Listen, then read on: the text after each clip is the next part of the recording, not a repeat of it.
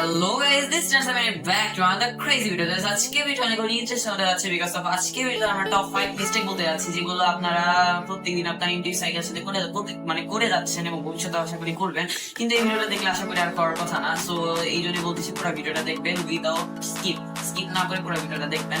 And guys আশা করি এই ভিডিওটা দেখলে আপনারা এই ভুলগুলো আর করবেন না আর আপনার সাইকেল এত কোনো নষ্ট হবে না। সো হ্যাঁ, তো চলুন বেশি ব্যাক না বলে without wasting any further time let's get into the video. First thing সেটা হচ্ছে আপনারা যে কোনো কারণে মানে সামনের বা পিছনের চাকা যে কোনো কারণে যদি আপনার ফ্রেম বা সাসপেনশন থেকে খোলেন, সো আপনার সাইকেল যদি অয়েল ব্রেক লাগানো থাকে তাহলে কিন্তু এই জিনিসটা খুবই ইম্পর্টেন্ট এবং ভালো করে আপনার মনোযোগ দিয়ে এই জিনিসটা শুনুন। সেটা হচ্ছে যে কোনো কারণে যদি আপনার সাইকেলের হুইল সেটটা খুলতে হয়, তো খোলার পরে যে ব্রেকের যে ক্যালিপারটা থাকে ওই ক্যালিপারটার মাঝখানে যে ব্রেকে লক করা যে একটা ইয়া থাকে, মানে ব্রেক যখন আপনি কিনবেন অয়েল ব্রেক তখন কিন্তু ওটার মাঝখানে অনেক কালারের একটা ব্রেক মানে ব্রেক লক করা একটা ইয়া দিয়ে দেয়। সো অনেকের ওটা দেয় না, যারা আপনার হচ্ছে নর্মাল তখন থেকে কিনে তারা কিন্তু দেয় না। তো তাদের জন্য বলতে তাদের কাছে যদি ওটা নাও থাকে, সো যে কোনো জিনিস যেমন কোনো একটা কার্ড, মোটা কোনো কার্ড বা গাছের কোনো কিছু যাই হোক, কোনো না কোনো কিছু একটা দিয়ে যে ব্রেক শু আছে ওই ব্রেক শুর মাঝখানে ওটা দিয়ে দেবেন। না হলে কি হবে সেটা হচ্ছে ভুল করে বাই চান্স যদি কোনো রকম ভাবে আপনার সামনে মানে যে জায়গার হুইল সেটটা খুলছেন মানে যে সাইডের হুইল সেটটা খুলছেন ওই সাইডের ব্রেকটা যদি ভুল করে আপনি প্রেস করে ফেলেন, তাহলে হচ্ছে যে ব্রেক প্যাডটা আছে ওই দুইটা কিন্তু একসাথে আটকে যাবেন। আর আটকে যাওয়ার পরে যখন আপনি ওইটা আবার ঠিক করতে যাবেন, মানে যে কোনো একটা স্ক্রু ড্রাইভার দিয়ে আপনার ওটা আবার ঠিক করতে যাচ্ছেন, তো তখন কিন্তু ব্রেকের উপর একটা প্রেশার পড়ে, যে কারণে উপর দিক থেকে মানে যে লিভার আছে ওই সাইড থেকে কিন্তু ব্রেক মানে হচ্ছে অয়েল লিক করে।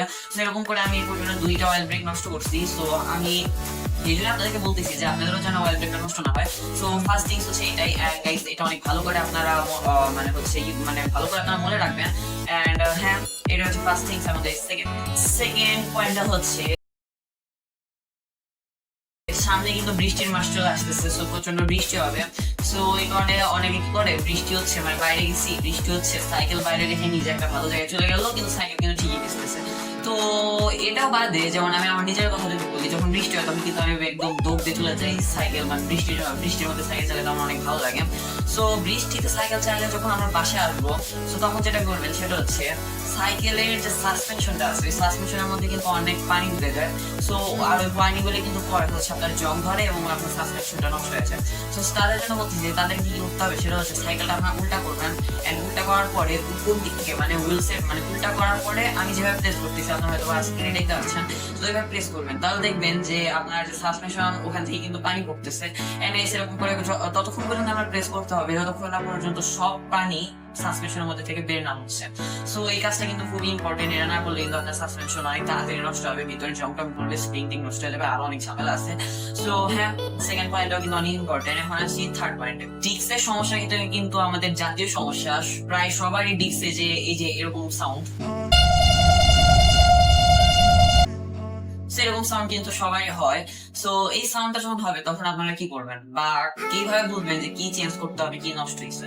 সেটা হচ্ছে অনেক সময় ডিস্কে তেল পড়ে গেলে বা অয়েল পড়ে গেলে আপনার হচ্ছে এই শব্দটা হয়, বাট বেশিরভাগ সময় কি হয় সেটা হচ্ছে আপনার মানে অয়েলও যদি পড়ে, মানে আপনার কোনো পার্সেন্টেজ নষ্ট হয় না, ডিস্ক অয়েল পড়ছে তাও কিন্তু আপনার ব্রেক প্যাড চেঞ্জ করতে হবে। আর অয়েল না পড়া সত্ত্বেও যদি এরকম শব্দ করে তাও কিন্তু আপনাদের ব্রেক প্যাড চেঞ্জ করতে হবে, বিকজ ব্রেক প্যাডটা কিন্তু আপনার মানে হচ্ছে ফার্স্টে লোহা বা অ্যালুমিনিয়াম যাই হোক ওটা কিন্তু মানে বডিটা থাকে, এন্ড ওর সামনে যে ব্রেকের প্যাড মানে ওই প্যাডটা থাকে। সো যত আপনার ব্রেক ধরবেন সো ওই ব্রেক প্যাডটা কিন্তু ক্ষয় হতে থাকবে। সো মানে ধরতে অনেকদিন পর আপনার ওই ব্রেক প্যাডটা ক্ষয় হতে একদম শেষ হয়ে যায়, তখন জাস্ট বেঁচে থাকে লোহা বা অ্যালুমিনিয়াম।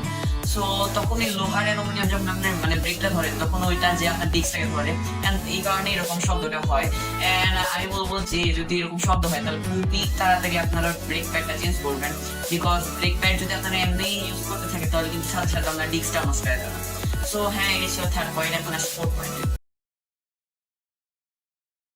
4,000, 5,000, 8,000 টাকা দিয়ে কিন্তু একটা অয়েল ব্রেক বা হাইড্রোলিক ব্রেক আপনারা কিনে ফেলেন, কিন্তু আপনারা কিছু টাকার জন্য মানে হচ্ছে কিকটামি করে কিন্তু আপনারা মানে অয়েল ব্রেকের ডিস্কটা লাগান না। তো যাদের বলতেছি আপনার সাইকেলের হাইড্রোলিক ব্রেক আপনি লাগাই ফেলছেন বাট এখন হাইড্রোলিকের ব্রেকের যে ডিস্কটা ওটা এখনো লাগানো হয় নাই, তো তাদেরকে বলতেছি যে খুব শীঘ্রই ডিস্কটা লাগাই ফেলেন, বিকজ এই কারণে কিন্তু অনেক সমস্যা হবে। ব্রেকের প্যাড আপনার খুব তাড়াতাড়ি মানে হচ্ছে ক্ষয় হয়ে যাবে, বিকজ অয়েল ব্রেকের যে ডিস্কগুলো থাকে ওগুলো কিন্তু চিকন হয়, এই কারণে হচ্ছে আপনার মানে ব্রেক প্যাডের সাথে আপনার খাপ খায়া মানে ভালোভাবে মানে ঘোরে। পরিমাণ অনেক কম আমাদের ক্ষয় হয়। মেকানিক্যাল ব্রেকের যে ডিস্কগুলো আছে ওগুলো কিন্তু অনেক মোটা হয়, কিন্তু আবার এই মোটাই কিন্তু আপনার মানে মোটা যে ডিস্কটা ওটা কিন্তু আপনার মেকানিক্যাল ডিস্ক ব্রেকের সাথে ইউজ করা যায়, মানে ওইটার সাথে ওইটা আর এইটার সাথে এইটা, মানে অয়েল ব্রেকের সাথে চিকন ডিস্ক আর হচ্ছে মেকানিক্যাল ব্রেকের জন্য মোটা ডিস্ক। সো এই ডিস্কগুলো কিন্তু আপনারা ইউজ করবেন না অয়েল ব্রেকের সাথে, বিকজ এতে আপনার ভালো পারফরমেন্সও পাবেন না, প্লাস হচ্ছে যখন আপনি ব্রেকটা ধরবেন তো আপনার মানে এই ডিস্কটাও কিন্তু বেশি দিন টিকবে না। সো আমি বলবো যে খুব তাড়াতাড়ি যারা এমনি ইউজ করতেছেন খুব তাড়াতাড়ি একটা ডিস্ক লাগাই ফেলেন। সো আমি ডিস্ক আপনাদেরকে সাজেস্ট করবো, যদি আপনারা সীমানুর ব্রেক লাগাই থাকেন তাহলে সীমানুর সাথে আপনারা সীমানুর যে RTVT 6 আছে ওইটা কিন্তু আপনারা লাগাইতে পারেন। 5 নাম্বার পয়েন্টটা হচ্ছে গিয়ার সম্পর্কে, সেটা হচ্ছে এই কাজটা কিন্তু আমি এর আগে করতাম, সো এই জন্য আমি জানি যে কি কি সমস্যা হয়। সো আপনাদেরকে বলে দিচ্ছি, সেটা হচ্ছে আপনার যে সাইকেলের যে গিয়ারটা আছে মানে ক্যাসেট বা ফ্রি হুইল যেটাই থাকুক না কেন, ধরে নেন ওটা 7 স্পিড, হ্যাঁ, আর যে শিফটারটা আছে ওটা হচ্ছে 8 স্পিড, হ্যাঁ। তো আপনারা যখন মানে হচ্ছে 8 স্পিড আর 7 স্পিড চালান এতে কিন্তু আপনার গিয়ারে অনেক সমস্যা হয়, মানে ভালো করে অ্যাডজাস্ট করতে পারে না, ভালো করে গিয়ারটা শিফটিং করতে পারে না। সো মানে হচ্ছে 7টা আছে আর একটা আপনি চাপ দিলেন তাহলে একেবারে চেনটা একদম মানে হুইল সেটের মানে ক্যাসেটের একদম বাইরে চলে গেল, সো এমনি কিন্তু অনেক সমস্যা হয়। সো আমি এরকম ভাবে ইউজ করতাম। আবার আপনার ফ্রি হুইল বা ক্যাসেট হচ্ছে 8 স্পিডের, আপনার শিফটার 7 স্পিডের, এমনি আমি বলবো চালাবেন না। সো দুইটা মিল রাখার চেষ্টা করবেন, এতে আপনার অনেক সুবিধা হবে আর কোনো সমস্যা হবে না, গিয়ার শিফটিং আপনি একদম স্মুথ ভাবে পাবেন। সো হ্যাঁ, এইটা হচ্ছে 5টা পয়েন্ট। এতগুলো কথা বললাম, সো আপনাদের একটা কাজ করা উচিত, সেটা হচ্ছে নিচে সাবস্ক্রাইব বাটন আছে, ওই সাবস্ক্রাইব মানে হচ্ছে রেড থেকে গ্রে করে দেন, এন্ড গাইস এই ভিডিওটাতে করে দেন লাইক। সো হ্যাঁ, তো গাইস আজকে ভিডিও ছিল এই পর্যন্ত। যদি ভিডিও ভালো লাগে তবে ভিডিও করে দেন লাইক এবং আমার চ্যানেলটি করে দেবেন subscribe. Till then stay safe, right safe, আল্লাহ হাফেজ।